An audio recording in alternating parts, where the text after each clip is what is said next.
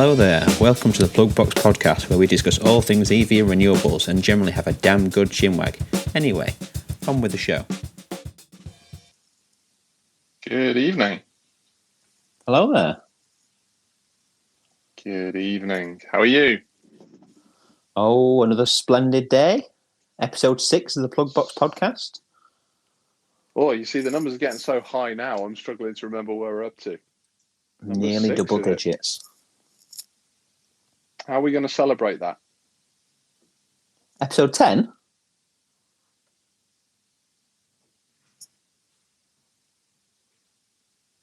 Oh, I think we've got some technical issues here. It's definitely you. It's definitely a user error. Do you think so? You're blaming me from the outset? Absolutely. Okay, well, we'll battle on and see how far we get. All right, then. So thank you very much, everybody, for tuning in. We're here for another week, number 6 of the PlugBox Podcast. 3 topics on my list to talk about today, Pete. Oh, you have a list again? I do, always. Oh, Can't I'm glad you do. list, as you've already established. Yeah, 3 items. I'm going to list them all to start with. We're going to talk about, first of all, Tesla. Not cars, I hasten to add. We're going to talk about the Tesla Powerwall. We're then going to move on to talk about a concept from Toyota, an EV, Bz4X. Can't wait. Are you already making noises? No. Carry on. And the last one on the list is some recent experiences I know you have had, because you are looking to get a temporary loan of an EV. I have a personal news story. Yeah, you do. Yeah, you're going to talk about some experiences with Onto. I fear over the coming weeks and episodes there may be some helpful consumer advice, but if I can avoid giving some, then I will do. But we'll talk about that later. All right, then. Okay, so let's start at the top then with Tesla.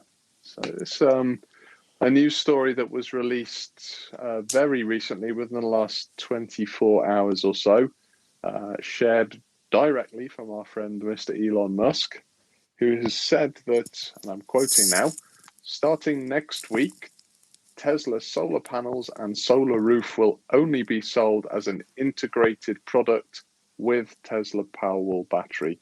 So you can no longer buy a Powerwall independent from its solar products. You have to buy it as a package. This raises a number of different questions. I know this is the case in the States. We, of course, are not States. The world is much bigger than the United States, as anybody that lives outside the United States knows. Are we going to be able to buy one? Because there are a lot of people that have solar systems around the world who maybe want to retrofit an aftermarket battery, and the Powerwall is a good option. It's one of the more competitive options. Will they be able to, is the question here today. Simply don't know. See, it seems quite odd. Like, if it was like an in-house, Tesla installation team, and they wanted to try and, save some cost by just having, a man from Tesla or a woman or a person come out and install some solar and a battery, then you'd in theory save some money. But as far as I'm aware, mostly it's contractors that install the system. So yeah, it seems quite odd as to why you can only have Tesla solar installed and have a battery installed at the same time.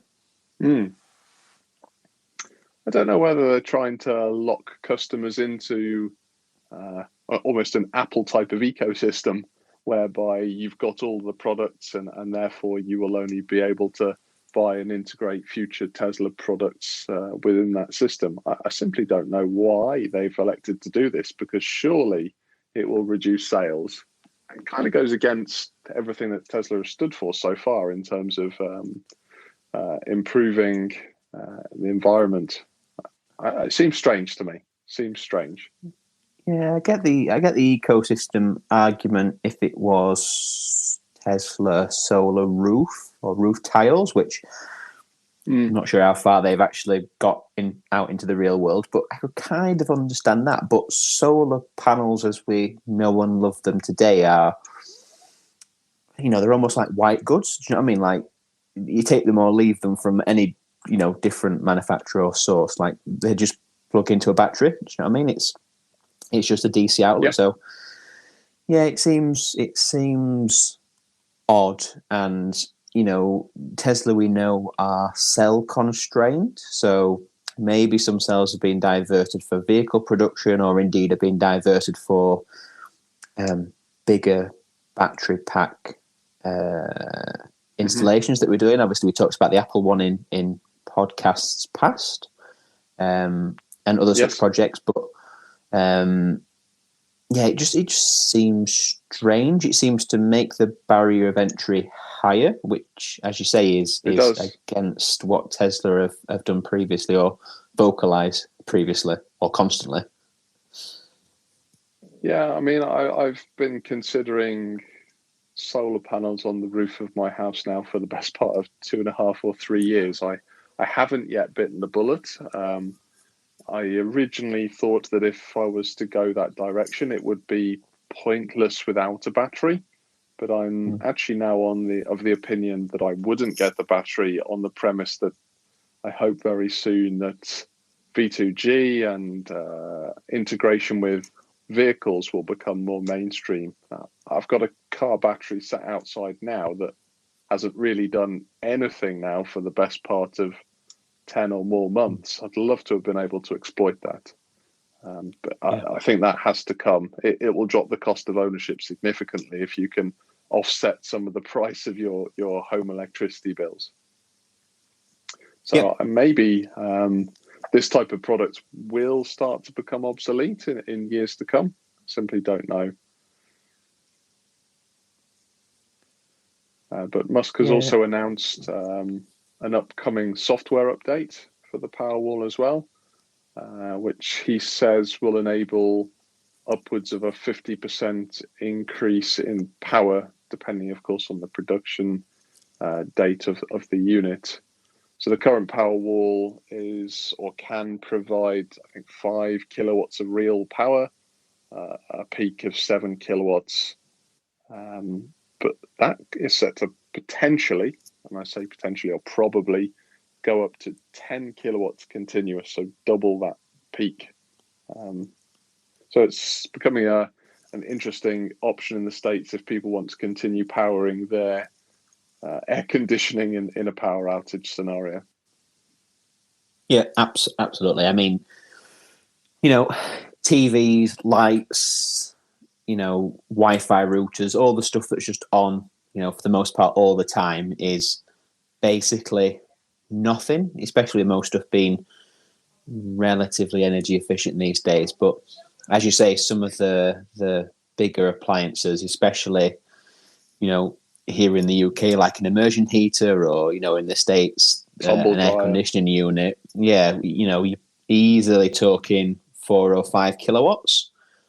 Just for one of those types of appliances. So, as much as I think, what's a Powerwall, 15 kilowatt hours or so, maybe a little bit more, a little bit less. But if you can pull 10 kilowatts, it's not going to last all that long. So no. So whether you can really use it for backup or not, or if it's just I think it's a brownout in the States, where they'll turn something off for a short, almost planned spell. But we don't. We're quite fortunate in the UK. We don't really get blackouts. Yeah, we don't. And I know you and I have discussed this before, whether it's in the podcast or not, I'm not sure. But I cannot work out how people in the States actually use so much power. Yes, we understand they have air conditioning. That, of course, is very power hungry. But if I exclude charging the car at home, I would use anywhere between, I don't know, let's say 6 and 8 kilowatt hours a day. But they're talking 3, 4, 5, 10 times that amount in a day. And I just don't understand how they do it. If I switched everything on my house at once, I wouldn't be able to do that. Maybe we have Europe to thank for that. Oof. Let's not get political, but yeah, certainly in years past, the European Union's clamped down on, everything from hoovers and hair dryers and fridges and whatnot. So yeah, most of our appliances, white goods in the kitchen, fridges, freezers, TVs use 100 watt hours or something a day, something silly. It's not much at all.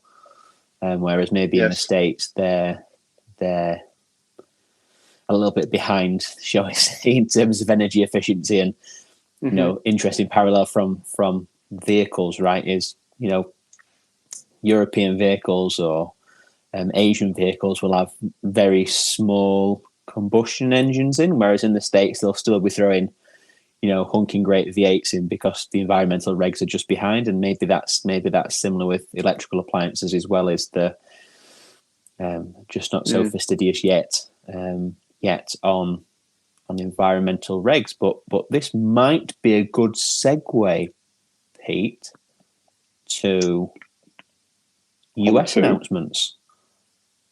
Oh, what day is it today? It's a Thursday, Pete. You know what? It is a Thursday, but come on, it is World Earth Day today. So very topical in the news today. It's observed on the 22nd of April every year, and it's designed to try and raise awareness for Earth's environment, something that I know we are both particularly interested in improving worldwide. But yeah, the US have come up with a big announcement today, have they not? Care to share? Well, what is it? A significant reduction by 2030?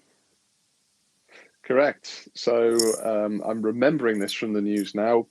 President Biden has announced a 50% or more reduction in current emissions output by all areas of the states. I think the way he has, without getting too political, the way he has tried to sell this and the way he hopes to get it through the Senate is by promoting job creation by doing it. So not necessarily by stopping production of certain factories, but I read somewhere, promoting energy efficient technology installation, all of the above to try and boost the economy, jobs, and of course cutting emissions.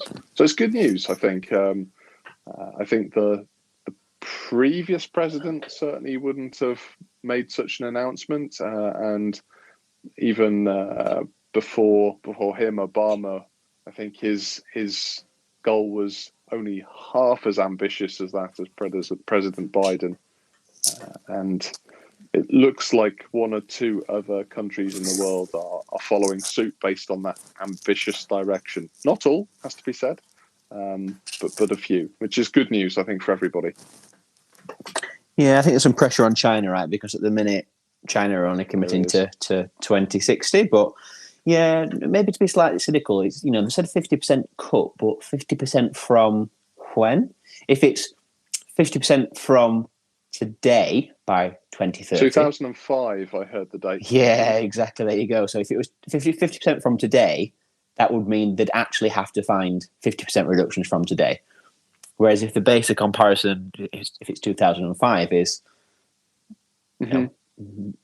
maybe they're already halfway there. If how many coal-fired power stations would there have been in 2005 compared to today? So, yes, it's a noble ambition, I'm sure, especially given the politics and the freedoms in the US. It'll be an uphill struggle for him or his successors. But yeah, it seems to me that they're sandbagging somewhat if they're going back 16 years and they're counting whatever progress in that 16 years to today. But certainly it's a good announcement and things are moving in the right direction. But as you say, they're going to use jobs as as the lever, I guess. And we heard a similar kind of statement from our noble PM today in saying that, whilst the UK have reduced emissions, they've also had GDP growth at the same time. So they're trying to spin it that, you can have your cake and eat it. Yeah, Prime Minister Johnson is peddling a similar story with honestly an even more ambitious number. But I really think more needs to be actively done to make the switch of existing homes in the UK. As I mentioned a moment ago, I'm super keen to put panels on my house, but it's hideously expensive and the payback period is substantial. If they are serious about getting more people to do it, they're going to need to put some subsidies in there. And that was started end of last year to try and revive the country post-COVID. Unfortunately, the recovery of COVID is taking somewhat longer, but already that Green Homes grant has been mothballed. It's stopped already. And there are ongoing battles amongst installers to try and get back some of those promises or through the application. So it's not such good news. But I think it's a. Do go on. Well, I was going to say I don't really want to get into the politics of it, but the thing is with climate change is people are adverse to subsidies and saying you're doing okay for yourself. Why should the government pay or contribute towards you installing panels on your house? But the thing is either we pay now or we pay later.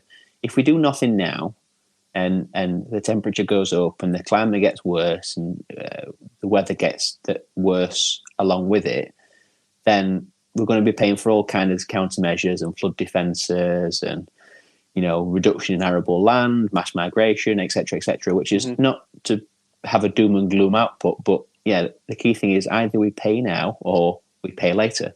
It's unavoidable.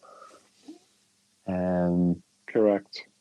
And again, without getting into the politics of it, as you say, Mr. Johnson was talking about how we've reduced emissions and increased GDP. And I don't think GDP is necessarily the best measurement because, again, without going too political, if you go to the World Bank or the OECD or any of these kind of big wig economic institutions, then they ask for, I think it's 3% growth a year is sustainable. But when you think about 3% growth, that means doubling output every 24, 25 years. That's not sustainable because the more we make, the more we grow, the more we use. And, even if we do that efficiently, the use of it is not sustainable by definition. So, getting to net zero by 2050, I think, is a much larger ambition than people really truly realize because, at the minute they're going after the low hanging fruit, right? Like, we're talking about plastic straws in plastic pollution and, we like talking about electric cars, but it's every conceivable part of people's lives needs to basically have no CO2 output. And, the big one that particularly in the UK, the government aren't talking about is natural gas boilers in people's houses. Correct. The politics of saying to someone, we need to rip that gas boiler out of your house because we can't be burning gas anymore and we need to have an electric boiler. And as we both know, an electric boiler, whilst is pretty much as, if not more efficient in heating water, it uses more electricity than the equivalent amount of gas. So it's going to be more expensive. So to do that without subsidy, it would be a non-starter. But absolutely, as it stands today, anyway, I would not replace my gas boiler as much as I want to, believe me, with an electric one, simply because my electricity bill without pay 3 or 4 times more. Yeah, that's the reality of it, sadly. So, I think all in all, a strong announcement from the US. They are number 2, I think, in the rank of national carbon emitters, international carbon emitters, behind China. The rest of the top 5 are made up by India, Russia, and Japan. Japan, I think, were one of the other countries who've committed to increasing their reduction from 25 or 26% up to the mid to high 40s, which is good news, I think, as well. Yeah, I think the country by country thing, I think sometimes is a little bit unfair because whilst, as you say, China is the biggest CO2 emitter, they also have the largest population. So I would imagine if you did it per capita, they certainly wouldn't be in the top 10. And the factor, of course, is, you know, people like to blame China for all this pollution and whatnot, but you know, certainly in Western countries such as ourselves, we spent the last 50 years exporting 100%. everything there for production, and at the same time complaining that, you know, they're burning all this coal to produce electricity, and it's just like, yeah, because we've exported all production from the West to China. Yeah. And many other nations of the world have been polluting for far longer than some of these other countries that's now top of the list. So the net amount is maybe not so different. Yeah. No. But China are doing great things, I think, for the environment as well. They're obviously spearheading a high number of electric vehicles, more of which I'm sure we'll talk about in the future. But I think they're also generating year on year more electricity through solar than almost any other nation in the world. So that's very much to their credit. Definitely. And am I right in saying that they've got a solar farm in the shape of a panda? I mean, that's just glorious, isn't it? It's beautiful. Yeah, perfect. Everybody loves a panda. Try and work out a segue from that one. Well, there's no segue, but come on, let's talk about the Toyota. Yes. So Toyota Bz4X, a very catchy name for a concept that Toyota have released in the last week or so. This is the brand's first spoke electric car. It's a RAV4 sized SUV set for production next year. So the vehicle that's been released, the concept is in imaginative grey. And it's quite a long-awaited preview of their first full battery electric vehicle to go on sale next year. Where do we start? Where do we start with this? I mean, it's a positive move, but it's just several years too late. Where have they been? Yeah. I don't want to go on a long rant because there's a lot of people that are fans of Toyota because of the quality and reliability of the products that they make, and you can't knock that. You know, people often criticize people that drive Toyotas and just like, oh, Toyota make Priuses and they use as taxis, and it's just like, yes, a taxi driver uses a Toyota to earn the living doing hundreds of thousands of miles. Like, if that, you know, is not an oxymoron, like, that's a good thing. But what is a bad thing, and you know, we talk about this a lot, is just how almost anti-electric vehicle Toyota are. You know, there's been so many verbatims and press releases from Mr. Toyoda, the CEO, about how he doesn't believe EVs are the future, and you know, maybe there's other alternatives. So, you know, this is just a compliance car. Let's call it what it is. They're a publicly traded company, not too similar to last week's episode of the PlugBox Podcast where we talked about Ferrari. They're a public company. Investors have kicked up a stink that they're not doing enough or anything at all, actually, and they need to be seen to be moving on this topic. And yeah, as you say, the name's just shocking, right? BZ, I think, means beyond zero. Like, what does that mean? Like, well, how can you have beyond zero? Is it going to soak up CO2? It just seems to be lip service, and they're being, not too dissimilar to Ferrari, being forced into it by investors or legislation. I mean, yeah, as I say, it's going to be a compliance car, right? A lot of the press releases that I've skimmed over, it's mainly talking about Europe and China as the destination. And unsurprisingly, where's the place with the most stringent regulations? Europe and China. Whether it actually makes it to the US or not, who knows? Certainly Toyota are big in Middle East and African markets. I don't think it'll go there.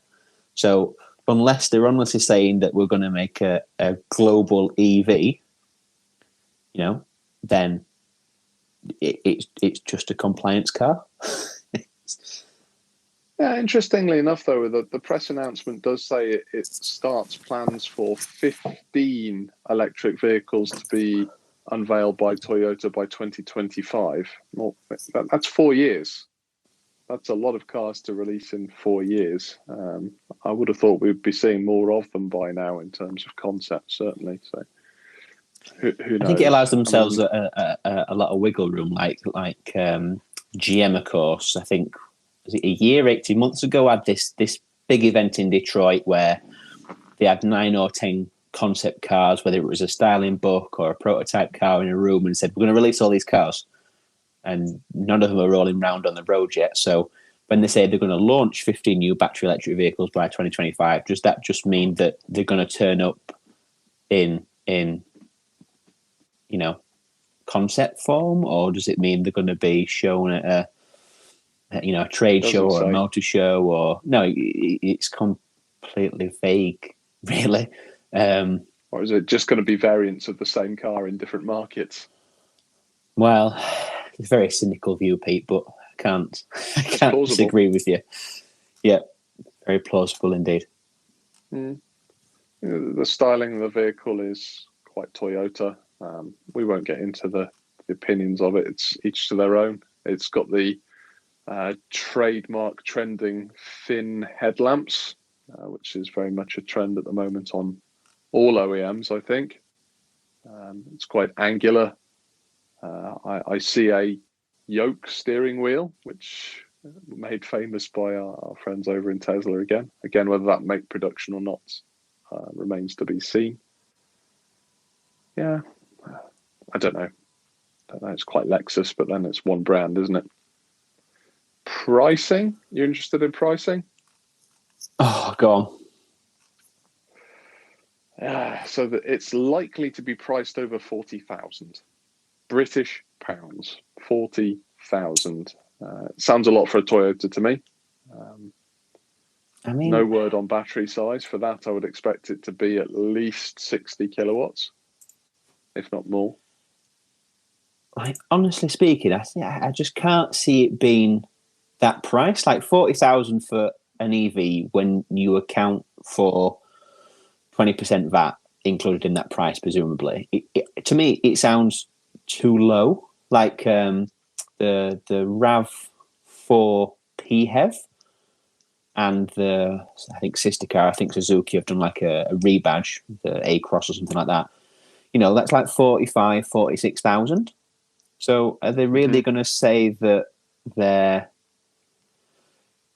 all new, all singing, all dancing, new platform, fresh out the box EV is going to be less than the RAV4 that they're making hundreds of thousands a year? Doesn't add up to me, but who knows? Nope. Who knows? I could be wrong. Yeah. Who knows? We'll see. Next summer you'll be able to buy one. Well, I won't. Say when it's formally going to be. Probably me neither. But it's a step in the right direction. So please, Toyota, keep moving in that direction. Steer-by-wire technology. Ooh, that is interesting. Yeah, I think there's a few different OEMs now that are doing by-wire technology, whether it's braking or steering, right? I'm sure there'll be some redundancy in there, but yeah, we'll see. Anyway, no segue. On to the next subject. Oh, smooth. What is on to, Pete? So Onto is an electric vehicle subscription service, and I think both you and I, and maybe some listeners that are close to the EV world have heard of these people by a different name. So they've been around for a few years now, and were originally called EV Easy.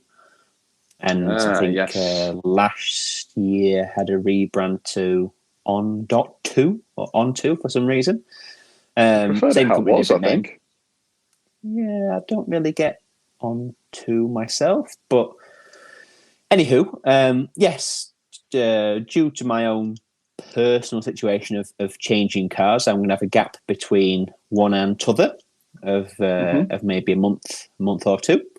So rather than renting something, I thought for convenience actually, but also as a bit of a test, try out Onto. So as I say, it's a subscription service. So unlike a lease or a finance deal, everything's included.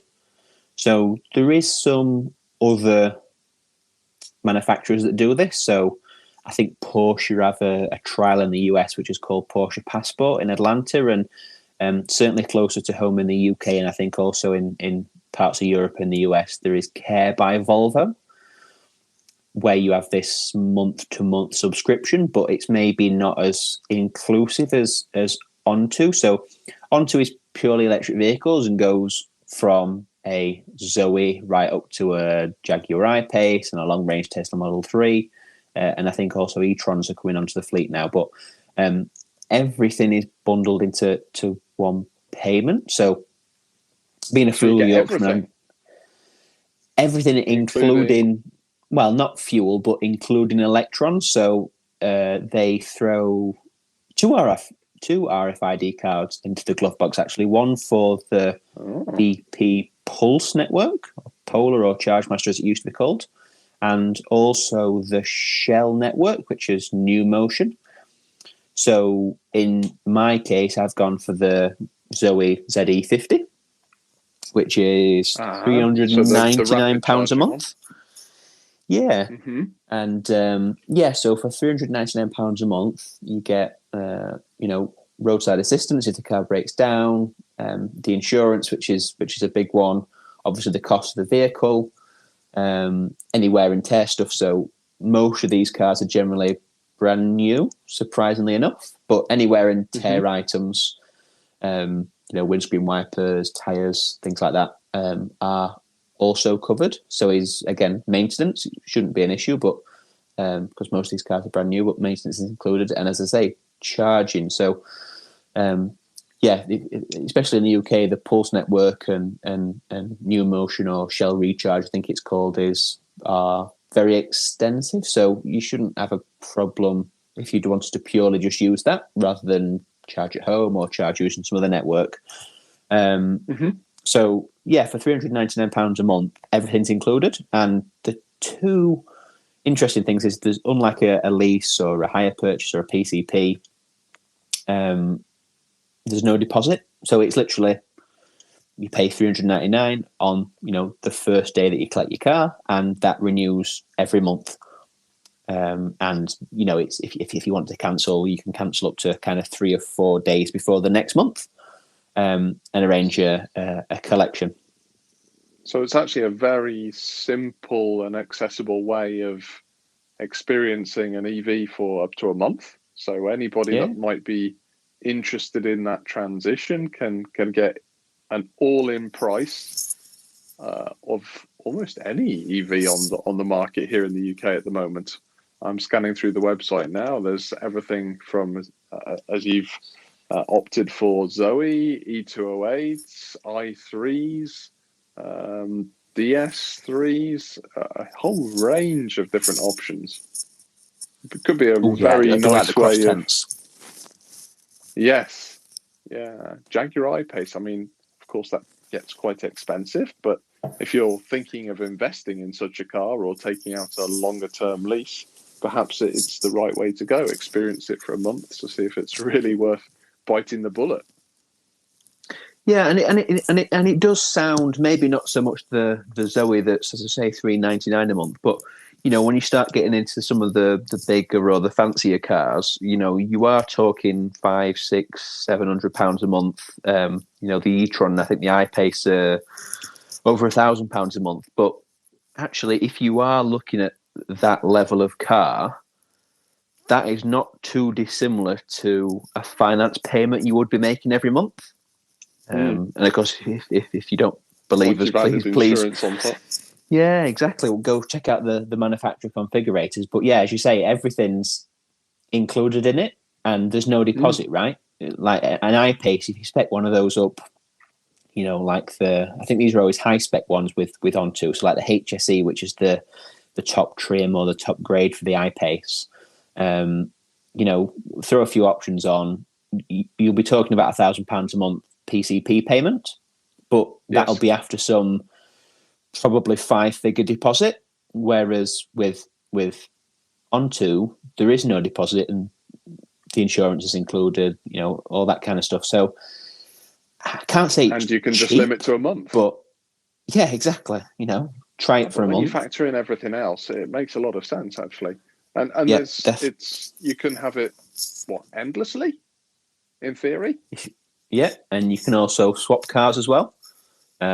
So yeah, if you want to try a couple of cars out, you can get an I-Pace for a month, and then 3 or 4 days before your subscription renews, you can get in touch with Onto and swap cars if there's availability. And you could jump into an e-tron, or you could say, actually, I don't need such a big or expensive car. I want to try a long-range Model 3, and if one's available, you can swap into those, and they'll change the payments. And yeah, it's really quite flexible. So there is some bolt-on stuff to it as well, which I might explore. So, there's a small cost, I think, to add additional drivers, but it's like £20, something like this. You get 1,000 miles a month included, so 12,000 miles a year, which is, in non-COVID times, is about the average anyway, but you can bolt on additional miles. Okay. So there's some flexibility there as well.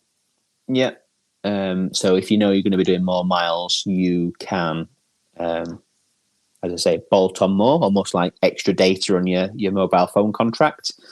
And similar to some mobile phone contracts or plans, any mileage you don't use in 1 month is rolled over to the next. So you don't lose out in that regard. And again, due to the yeah, absolutely. And owing to the current times that we're in, sadly, there used to be certain locations around the country where you'd go and pick a car up and equally go drop it off when you were done with it. Whereas now it's kind of delivery and collection. So I think I had to pay $49.50 to get a car delivered to me, which, sadly is an additional cost, but actually maybe having a car delivered to your door for £50 is not so bad. Yeah, definitely.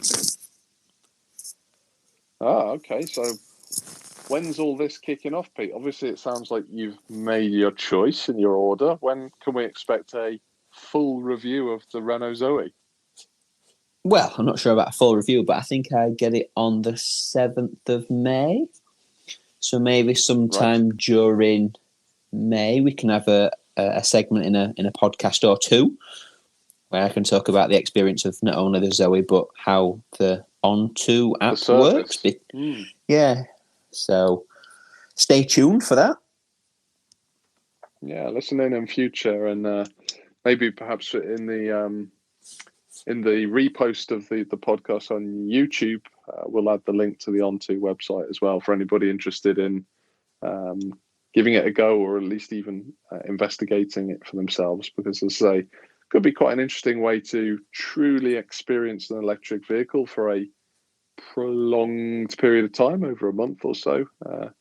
And frankly, it'll prove us right, and that you'll never want to look back. You should stick with electric vehicles. They are the way to go. Definitely. I think that's probably a good point to end for this week, Pete. I think it is. It's a very tidy close, isn't it? It is indeed. We'll have to try and repeat that next week. Sure. Okay.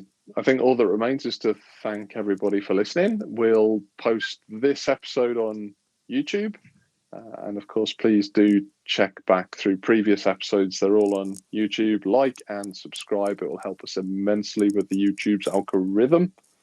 I think we'll say good night, and we'll speak to you all next week. Cheers, Pete. Thanks, everyone. Cheers. Thank you. Bye now.